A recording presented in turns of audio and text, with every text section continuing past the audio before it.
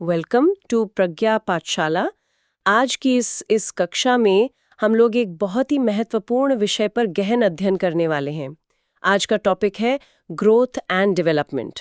हम सभी के पास जो जो स्टडी मटेरियल और नोट्स हैं, आज हम उन्हें डिटेल में समझेंगे। हाँ, बिल्कुल। और आज की इस कक्षा का मेरा लक्ष्य यही है कि सभी विद्यार्थी इन दोनों कॉन्सेप्ट्स यानी वृद्धि और विकास को बहुत गहराई से और सरल भाषा में समझें, क्योंकि आमतौर पर लोग इनको एक ही समझ लेते हैं, जो कि सही नहीं है। हम इन्हें इस तरह समझेंगे कि ये परीक्षा और जीवन दोनों में काम आए। तो चलिए शुरू करते हैं। हमारे नोट्स की शुरुआत वृद्धि को परिभाषित करने से होती है। यहाँ पहली लाइन है, understanding growth definition, the increase in the weight and size, length and weight of the body and body parts. जी, तो अगर हम इस अंग्रेजी परिभाषा को सरल हिंदी में समझें, तो शरीर और उसके अंगों का आकार, लंबाई और वजन का बढ़ना ही वृद्धि है। ये एक एकदम फिजिकल चीज है जिसे देखा जा सकता है। सही कहा। और आगे इसके स्कोप के बारे में लिखा है, scope, a narrow concept dealing only with physical development. इसे नैरो या सीमित इसलिए कहा गया है क्योंकि इसका दायरा सिर्फ शरीर तक है। इंसान का दिमाग कितना तेज हो रहा है या उसकी समझ कितनी बढ़ रही है, इससे वृद्धि का कोई लेना देना नहीं है। ये बस शरीर की बात करता है। और शायद इसीलिए इसकी नेचर के बारे में नोट्स में बताया गया है। Nature, quantitative, numerous and measurable. एकदम सही। वृद्धि की प्रकृति मात्रात्मक होती है। इसका सीधा सा अर्थ यह है कि हम इसे संख्याओं में या नंबर्स में नाप सकते हैं, जैसे किसी का वजन किलोग्राम में नापना या ऊंचाई इंच में नापना। Time stops after a certain limit. हाँ, तो वृद्धि हमेशा नहीं चलती। एक उम्र के बाद जब शरीर अपनी पूरी परिपक्वता या मैच्योरिटी पर पहुंच जाता है, तो ये रुक जाती है। हमेशा लंबाई बढ़ती नहीं रहती। और इस बात को साबित करने के लिए यहाँ एक एग्जाम्पल भी है। Example, girls height increases till 16-18 years, boys till 18-22 years. बिल्कुल। इस उदाहरण से समझ आता है कि लड़कियों में लंबाई बढ़ने की प्रक्रिया लगभग 16 से 18 साल में रुक जाती है और लड़कों में ये 18 से 22 साल तक चलती है। और हाँ, नोट्स में जो चित्र दिया गया है ना, जहाँ एक बच्चा दीवार पर अपनी ऊंचाई नाप रहा है, वो यही दर्शाता है कि वृद्धि को हम क्लियरली देख और नाप सकते हैं। तो ये तो बात हो गई ग्रोथ की। अब आगे नोट्स में डेवलपमेंट के बारे में दिया गया है। यहाँ लिखा है, understanding development definition, a comprehensive process starting from the prenatal stage, embryonic and continuing till death. ये वृद्धि के बिल्कुल उलट है। विकास एक बहुत ही व्यापक प्रक्रिया है। ये माँ के गर्भ से, भ्रूण अवस्था से ही शुरू हो जाती है और इंसान की मृत्यु तक लगातार चलती रहती है। आगे आउटकम को लेकर लिखा है, outcome results in new abilities, capabilities and traits appearing in the individual. इसका मतलब है कि विकास की वजह से इंसान के अंदर नई योग्यताएं और नई क्षमताएं आती हैं। वो पहले से बेहतर और सक्षम बनता है। और इसका दायरा कितना बड़ा है, इसके लिए लिखा गया है, scope relates to physical, mental, social, emotional, cognitive and moral aspects. देखिए, इसका दायरा बहुत बड़ा है। ये सिर्फ शरीर तक सीमित नहीं है। दिमाग, समझ, भावनाएं, सोचने की ताकत और नैतिकता, ये सब विकास का हिस्सा हैं। नेचर की बात करें तो nature both quantitative and qualitative includes growth. ये बहुत जरूरी पॉइंट है। विकास मात्रात्मक भी है और गुणात्मक भी। असल में जो वृद्धि है वो भी विकास के ही अंदर आती है। यहाँ चित्र में जो बच्चे के विकास के साथ मस्तिष्क या दिमाग का चित्र दिखाया गया है, वो यही समझाता है कि शरीर के साथ साथ गुणों और समझ का भी विकास हो रहा है। अब चलिए टेबल पर आते हैं, जहां दोनों में क्लियर अंतर दिया गया है। पहला पॉइंट है, increase in size, quantitative changes, versus changes in form and shape, qualitative changes. तो ग्रोथ में सिर्फ आकार बढ़ता है, जो मात्रात्मक है, लेकिन डेवलपमेंट में फॉर्म और शेप यानी स्वरूप में बदलाव आता है, जो कि गुणात्मक है। दूसरा है physical changes versus overall changes. वृद्धि सिर्फ शारीरिक बदलाव है, जबकि विकास में समग्र बदलाव शामिल हैं। तीसरा अंतर, a part of development versus changes as a whole. यही मैंने अभी बताया कि वृद्धि खुद विकास का ही एक छोटा सा हिस्सा है और विकास अपने आप में एक पूरा समग्र बदलाव है। चौथा है, stops with maturity versus continues lifelong। वृद्धि एक उम्र में आकर मैच्योरिटी पर रुक जाती है, पर विकास पूरी जिंदगी, जीवन भर चलने वाली प्रक्रिया है। और आखिरी पॉइंट इस टेबल में है observable and measurable versus not totally observable and measurable. वृद्धि को हम देख और नाप सकते हैं इंच टेप से, लेकिन विकास, जैसे किसी की भावनाएं या बुद्धि, उसे पूरी तरह से नापना या देखना संभव नहीं है। इसका सिर्फ अनुमान लगाया जा सकता है, उदाहरण देकर। टेबल के बाद अब हमारे नोट्स में प्रिंसिपल्स ऑफ डेवलपमेंट दिए गए हैं। पहला है 1.1 principle of continuity, starts with conception, ends with death, a never ending process. यह निरंतरता का सिद्धांत है।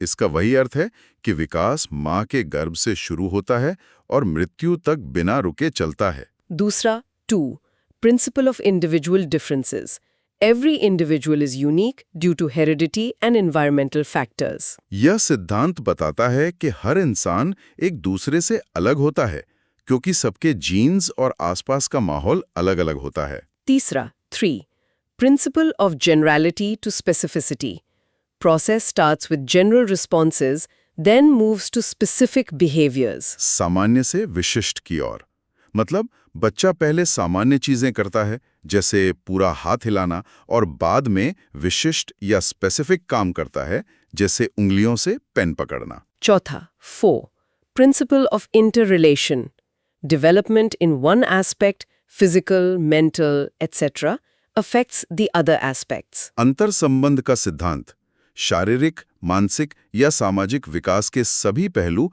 एक दूसरे से जुड़े हैं। एक में कमी आएगी तो दूसरे पर भी असर पड़ेगा। पांचवा है 5 principle of interaction, individual is the product of interaction between heredity and environment within and outside forces. अंतःक्रिया का सिद्धांत, इंसान अपने आनुवंशिक गुणों और अपने बाहरी माहौल के बीच लगातार होने वाली अंतःक्रिया या इंटरैक्शन का नतीजा होता है। छठा 6 principle of differentiation in rate, rates differ between individuals, example girls grow faster than boys early on. विकास की दर में अंतर, मतलब सबके विकास की स्पीड अलग होती है। उदाहरण के तौर पर शुरुआती दिनों में लड़कियों का विकास लड़कों से तेजी से होता है। सातवां 7 Principle of integration. Integration of various aspects, physical, mental, emotional, social, moral. एकीकरण का सिद्धांत, इसका अर्थ है कि विकास के सभी अलग-अलग पहलू एक साथ मिलकर इंटीग्रेट होकर काम करते हैं, तभी इंसान का पूरा विकास होता है। और आठवां है 8 Principle of predictability. Behavior can be predicted based on the uniformity of development patterns. ये पूर्वानुमान का सिद्धांत है।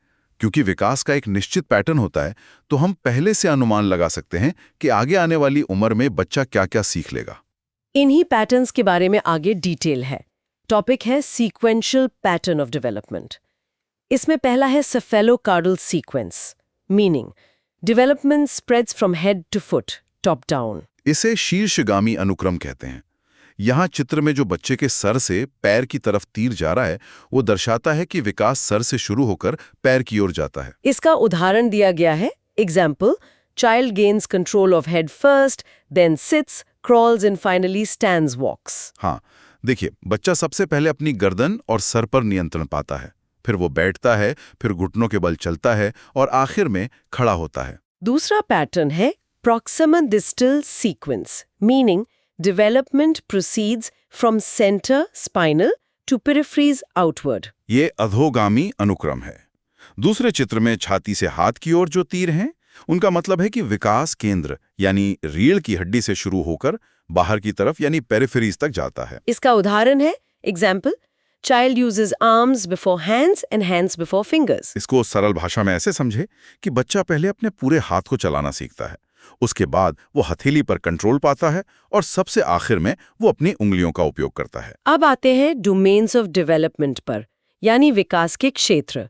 पहला है physical, physical changes occurring through out life. ये पूरी तरह से शारीरिक बदलाव हैं जो जीवन भर चलते हैं। दूसरा cognitive, ability to reason, think, perceive and solve problems. यह संज्ञानात्मक विकास है। इसमें हमारे सोचने, तर्क करने और समस्याओं को सुलझाने की मानसिक क्षमता आती है। तीसरा social, development of social skills and values across the lifetime. सामाजिक विकास, जीवन भर समाज में दूसरों के साथ मिलजुल कर रहना और सामाजिक नियम सीखना इसमें आता है। चौथा, emotional, ability to control and manage one's own and others' emotions. संवेगात्मक विकास, अपनी भावनाओं पर नियंत्रण रखना और दूसरों की भावनाओं को समझना इस क्षेत्र में आता है। पांचवां, language, ability to understand, perceive and use language. भाषा विकास, भाषा को समझना और सही ढंग से उसका उपयोग कर पाना। इन सब के बाद स्टेजेस की बात आती है। Stages of development, prenatal and infancy. पहला है 1. Prenatal period, duration, conception to birth. यह प्रसव पूर्व अवस्था है। गर्भधारण से लेकर जन्म लेने तक का जो महत्वपूर्ण समय होता है वो यही है। जन्म के बाद 2. Infancy, pace, rapid rate of development, motor skills, tremendous stages of motor development, control, specific muscle control begins for voluntary movement. शैशवावस्था में विकास बहुत तेजी से होता है। बच्चे की मांसपेशियों पर नियंत्रण आता है और वो अपने हाथ पैर अपनी मर्जी से चलाना शुरू कर देता है। आगे बढ़ते हैं।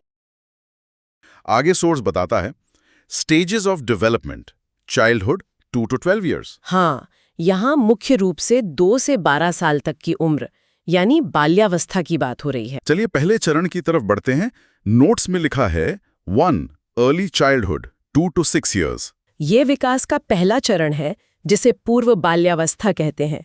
2 से 6 साल तक का ये समय किसी भी इंसान के जीवन की नींव की तरह होता है, जहां सबसे जरूरी बदलाव आकार लेते हैं। हाँ, एकदम सही। और इस नींव के बारे में एक बहुत ही हैरान करने वाला तथ्य यहां दिया गया है। Brain grows rapidly, achieving 90% of adult weight. सोचिए, ये कितनी बड़ी बात है। इस अवस्था में बच्चे का मस्तिष्क बहुत तेजी से बढ़ता है। हाँ, बहुत तेजी से। और एक वयस्क यानी बड़े इंसान के दिमाग का 90% वजन हासिल कर लेता है। सच में ये कमाल है। इसका सीधा मतलब है कि 6 साल का बच्चा दुनिया को समझने और नई चीजें सीखने के लिए एक स्पंज की तरह काम कर रहा होता है। अक्सर हम बच्चों को बहुत छोटा समझते हैं, लेकिन उनका दिमाग पूरी क्षमता से काम कर रहा होता है। इसी उम्र में आदतों को लेकर भी एक दिलचस्प बात सामने आती है।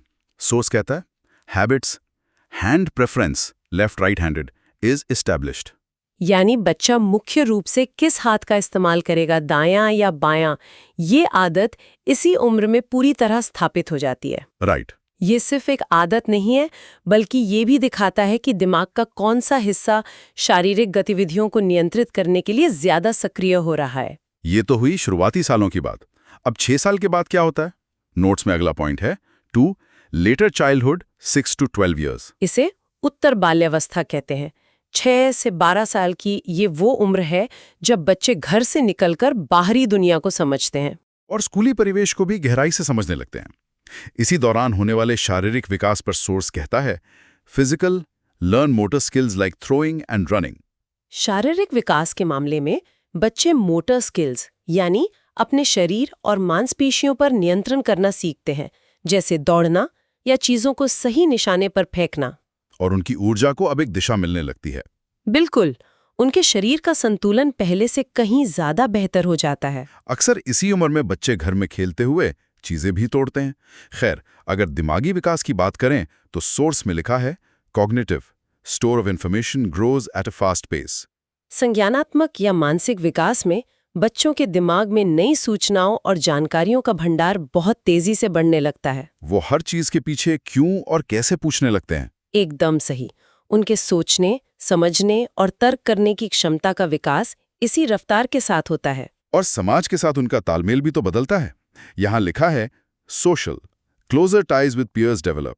सामाजिक स्तर पर बच्चे अपने हम उम्र साथियों और दोस्तों के साथ बहुत घनिष्ठ संबंध बनाना शुरू कर देते हैं। यही वो उम्र है जब बेस्ट फ्रेंड्स बनने शुरू होते हैं। हाँ, और समूहों में रहना, चीजों को साझा करना उनके व्यवहार का अहम हिस्सा बन जाता है।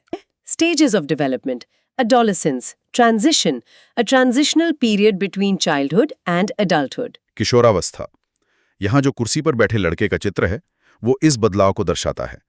ये बचपन और वयस्कता के बीच का एक बहुत बड़ा सफर है। यहाँ ऑनसेट के लिए लिखा है onset. Girls tend to enter adolescence earlier than boys. बिल्कुल, लड़कियों में किशोरावस्था की शुरुआत लड़कों की तुलना में थोड़ी जल्दी हो जाती है। और इस अवस्था की सोच पर लिखा है cognition, develop the ability to think in abstract terms. ये बहुत खास बात है, अमूर्त सोच या एब्स्ट्रैक्ट थिंकिंग। अब किशोर उन चीजों के बारे में भी सोच सकते हैं जो सामने नहीं है, जैसे भविष्य या नैतिक मूल्य। अब इस विषय की कुछ बड़ी बहसों पर आते हैं, debates of growth and development. पहली debate 1, nature versus nurture. Nature, genetic influences and heredity. Nurture, contextual environmental factors, social relationships. प्रकृति बनाम पोषण की बहस। नेचर को डीएनए से और नर्चर को पौधे के चित्र से दिखाया गया है। बहस ये है कि इंसान का विकास किस पर ज्यादा निर्भर है, उसके जीन्स पर या उसके माहौल पर। हालांकि सच यही है कि दोनों मिलकर काम करते हैं। दूसरी डिबेट है 2, continuity versus discontinuity. Continuity, smooth progression across life stages. Discontinuity, distinct stages, new ways of understanding emerge. Gives rise to stage theories. निरंतरता बनाम अनिरंतरता। क्या विकास एक सीधी और लगातार चलने वाली ढलान है, या फिर ये अलग-अलग चरणों में बटा हुआ है, जैसे कि चित्र में दिखाई गई सीढ़ियां हैं? अलग-अलग मनोवैज्ञानिक इस पर अलग-अलग विचार रखते हैं। इन सब के पीछे काम करने वाले फैक्टर्स क्या हैं? Factors influencing growth and development. 1, internal factors, heredity, genetic traits pass down, biological physical constitution, emotional makeup. आंतरिक कारक, ये वो चीजें हैं जो इंसान के अंदर होती हैं, जैसे माता पिता से मिले जीन्स, उसका शारीरिक ढांचा और उसका स्वभाव या भावनाएं। और बाहरी में है 2, external factors, environment in womb, mother's physical, mental health, nutrition, normal, abnormal delivery, womb accidents. बाहरी कारक, गर्भ के अंदर का माहौल भी एक बाहरी कारक है। माँ का स्वास्थ्य और पोषण बच्चे पर सीधा असर डालते हैं। जन्म के बाद भी फैक्टर्स हैं। environment after birth, quality of physical environment, accidents, medical care, nourishment, socio-cultural environment. जन्म के बाद मिलने वाला खाना, आसपास की साफ सफाई, इलाज की सुविधा और सामाजिक माहौल, ये सब बाहरी कारक हैं जो विकास को आकार देते हैं। अब हम इस कक्षा के आखिर में हैं। नोट्स में की टेकअवेज दिए गए हैं, जिसे मैं एक एक करके पढ़ूंगी। Growth is physical, it is quantitative and stops at maturity. निष्कर्ष यही है कि वृद्धि केवल शारीरिक है और एक उम्र के बाद रुक जाती है। Development is holistic, it is qualitative, quantitative and life long. जबकि विकास पूर्ण है, ये मात्रात्मक और गुणात्मक दोनों है और जीवन भर चलता है। Predictable patterns, follow specific principles and directions, cephalocaudal, proximo-distal. विकास दिशाहीन नहीं है, ये सिर से पैर और केंद्र से बाहर की दिशा के नियमों का पालन करता है। Stages of life, progresses from prenatal, infancy, childhood, adolescence. हर इंसान इन्हीं निश्चित चारणों से गुजरकर आगे बढ़ता है। Joint product, result of nature, heredity, and nurture environment interacting. हम सभी अपने जीन्स और अपने माहौल के मिलने का ही परिणाम है। आज की इस कक्षा को समाप्त करने से पहले मैं सभी श्रोताओं के लिए एक सवाल छोड़ना चाहता हूँ। आज हमने देखा कि विकास नेचर और नर्चर का मिला-जुला नतीजा है। लेकिन सोचिए, अगर किसी का जन्म बहुत ही अच्छे जीन्स के साथ हुआ हो, पर उसे कभी एक सही या सकारात्मक माहौल न मिले, तो क्या उस शख्स का पूर्ण विकास हो पाएगा? इस पर जरूर विचार कीजिएगा। आज की इस कक्षा में शामिल होने के लिए बहुत बहुत धन्यवाद। Pragya Pathshala, like, subscribe and share. Stay connected.